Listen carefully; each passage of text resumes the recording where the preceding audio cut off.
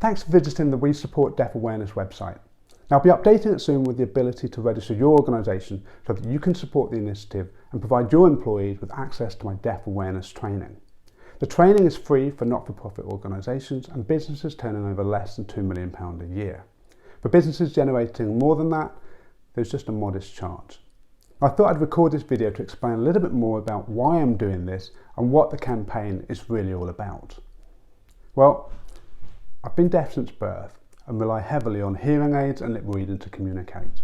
I don't consider myself disabled per se, but I have struggled a lot at times during my life. For example, verbal bullying at school and at work, and unceremoniously being thrown off a project as a direct result of my hearing very early on in my career as a consultant.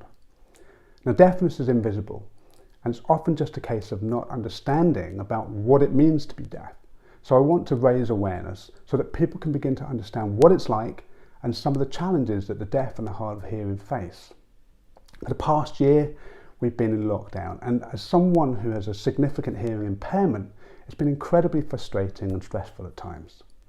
The mask has been a significant barrier to communicating with others because I have to rely so heavily on lip reading, as do many others. But the thing is, for the most of these past 12 months, only essential services have been available.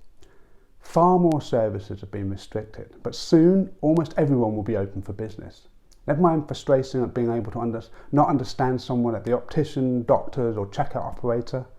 The deaf and hard of hearing are going to struggle in every shop and business that they visit, whether it be retailer, restaurant, gym, bank or the office.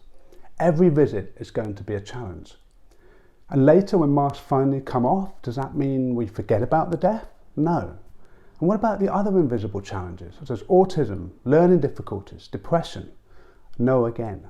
So my campaign at the heart is about encouraging and teaching empathy and kindness. My vision is that the businesses that support my initiative, they'll have greater empathy and kindness towards all customers and employees, and that this will create a greater sense of loyalty and make better business sense. I'm really looking forward to sharing details of my campaign with you. I'd be so grateful if you could share this with your network and get your organisation to consider pledging support.